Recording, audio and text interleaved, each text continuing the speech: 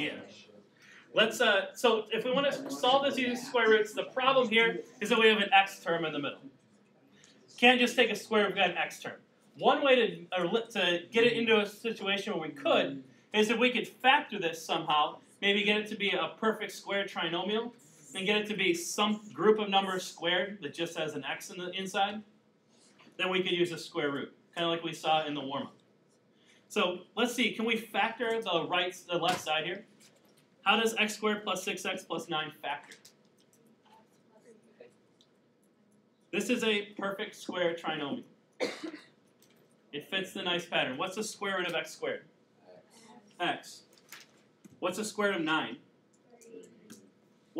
Is 3 times x double 6?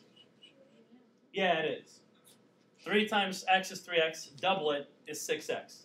That gives us a perfect square trinomial. So connected with plus or minus. Plus, because the middle term is plus. So x squared plus 6x plus 9 is really the same as x plus 3 squared. And that equals 36. From here, now you could use the square root. Now you could say square root both sides. And get x plus 3 is equal to plus or minus 6. Subtract 3. X is equal to negative 3 plus or minus 6. So what are the two values? X equals negative 3 plus 6 is 3. 3 and negative 9, we said? 3 and negative 9. Okay. Perfect square trinomial. Because the square root of x squared is x. So square root of 100. 10. 10 times x doubled is 20x. So this could be factored very quickly to, is it plus or minus? Plus, because the middle term's plus. And the left side is 81. Square root, both sides, plus or minus, it's all, you continue with that. The process of completing the square is being able to take an equation that maybe does not already start as a perfect square and creating a perfect square trinomial. Taking the problem we have and creating ourselves a perfect square. To be able to factor something pretty quickly.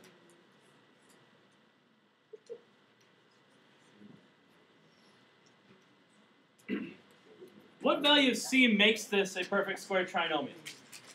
So what you're thinking about here is, well, what number, if I found its square root and then doubled, with the front term gives us the middle? Let's say that a little bit differently. If I'm going to find the square root and double to get the middle, how can I work backwards? Divide the middle by 2, and then square it.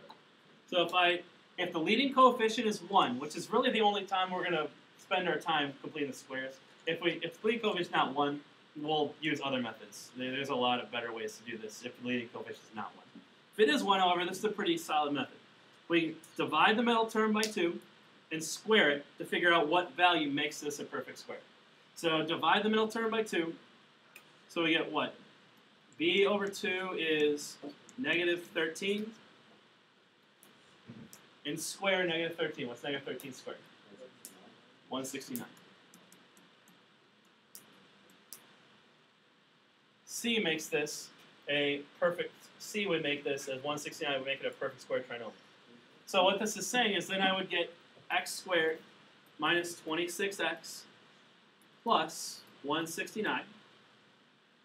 And now quickly factor this. Write this as a binomial square. So how does this factor now that it's a perfect square?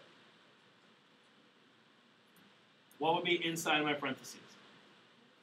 X, 13, and in the middle term's negative, so we'll connect them with subtraction.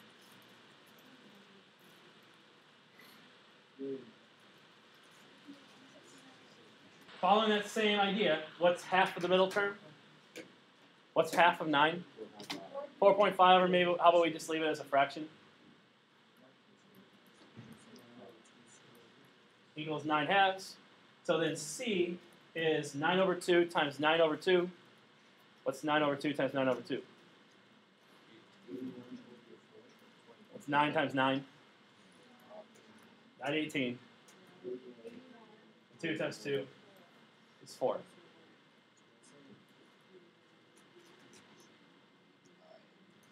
So then this would be 9x plus 81/4. Or as a perfect square binomial, what would be in the parentheses? Square root of the first, square root of the last, root 81 over 4. Let's just 9 halves or 4.5 if you want to say.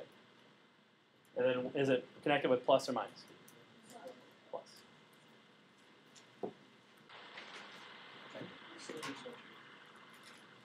This process of completing a square is solving this little puzzle. Completing the square is simply just rewriting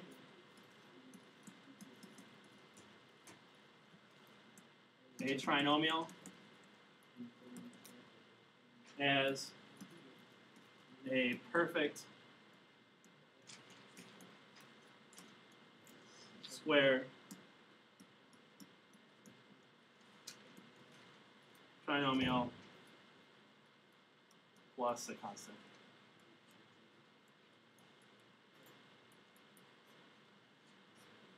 All we're going to do is this process, this little puzzle here, rewriting as a binomial. And we're going to figure out, well, maybe we had to rewrite some not perfect square as a perfect square plus something that would make it that. And we'll see some examples on the backside. But it's basically this idea. Completing the square. So what I want to do is, what I need to do is get a perfect square trinomial on one side. So I can factor it easily, and then use a square root to finish solving. So what I'm going to start with is I'm going to take, I want to get all the variables on the left, and I want no variables on the right. So I'm going to get all the x's and x squares on the left and all the constants on the right. So in this case, to do that, I'm going to start by, say, subtracting 1 from both sides. And get x squared minus 10x, and I'm going to leave myself some space, is equal to -1. I'll just subtract 1. Now I'm going to create myself a perfect square trinomial. And to do that, I'm going to make myself a problem like we saw on the front side. I want to figure out what I need to add to the left to turn this into a nice perfect square trinomial. I'm going to figure out what I need to do to the left. And whatever I do to the left, I will also, to keep this equation balanced, do it to the right. So ask yourself, what value of c makes this a nice perfect square trinomial? How do we find that on the front side? Divide the middle term by 2, and then square it. So divide -10 by 2 and square it. So what does that give us? That gives us 10 divided by 2 is 5. 5 squared is 25. So what I'm going to do is take x squared minus 10x, add 25 to the left, so I'll add 25 to the right to keep my equation balanced. Simplify both sides. How does this simplify? How does this factor? Now that it's a perfect square, we constructed it to be one. What is this as a perfect square? X with a 5, square root, connected with minus. And how does the left side simplify? What's -1 plus 25? Oh, here's an equation now that you can use a square root to solve. Solve this using a square root.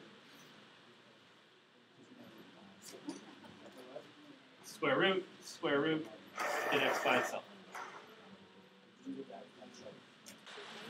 To finish this, you'll get square root of both sides, so you get x minus 5 equals plus or minus root 24.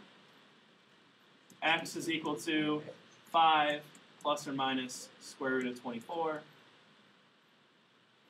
Or you could say 2 roots of 6. You wrote this as if you simplified square root of 24.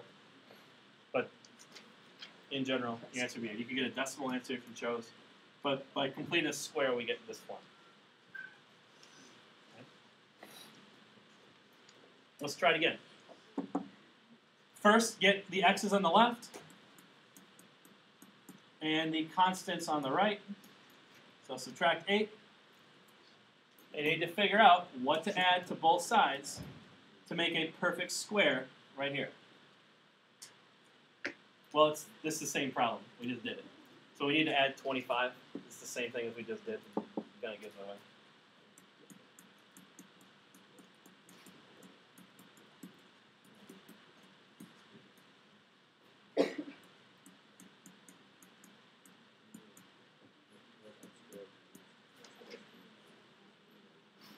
That was the same logic problem. Now you have square root 17. Again, you can finish solving this.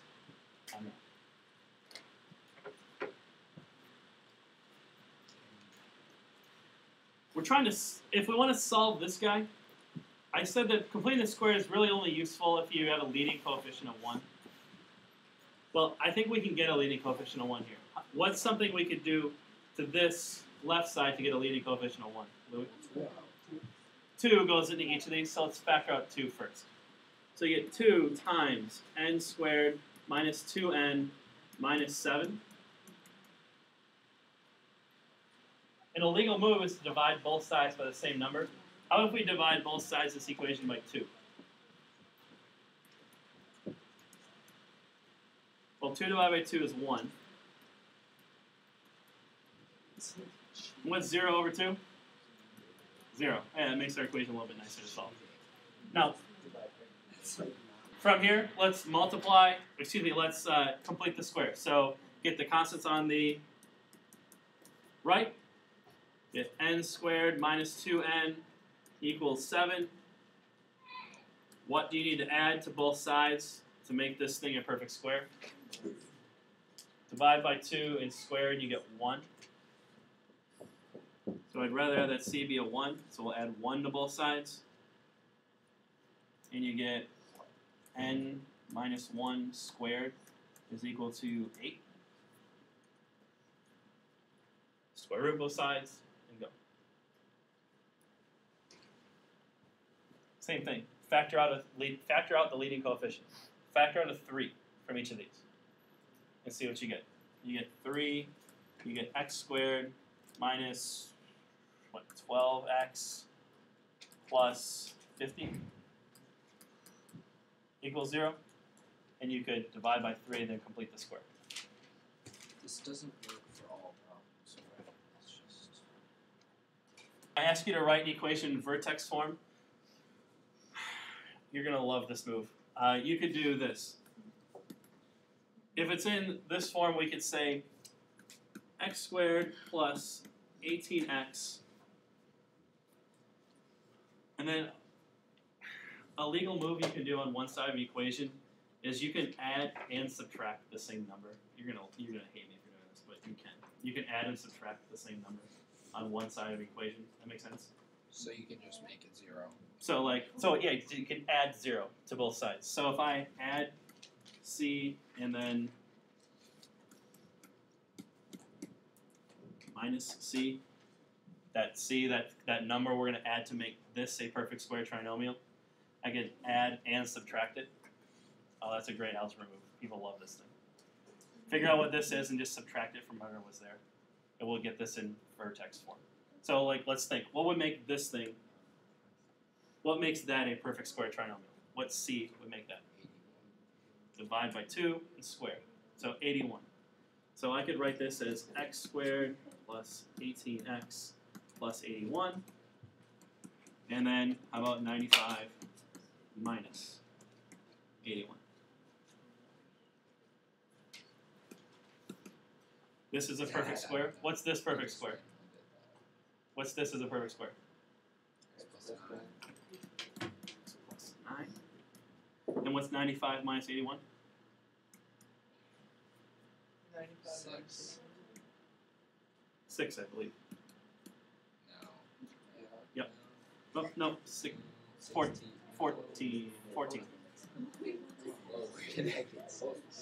Man, that's a terrible math. 95 minus 81 is 14. That was bad.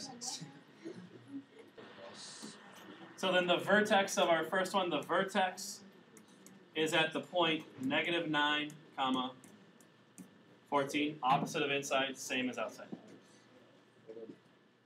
Okay. You can finish solving this equation, add C, subtract C, and go.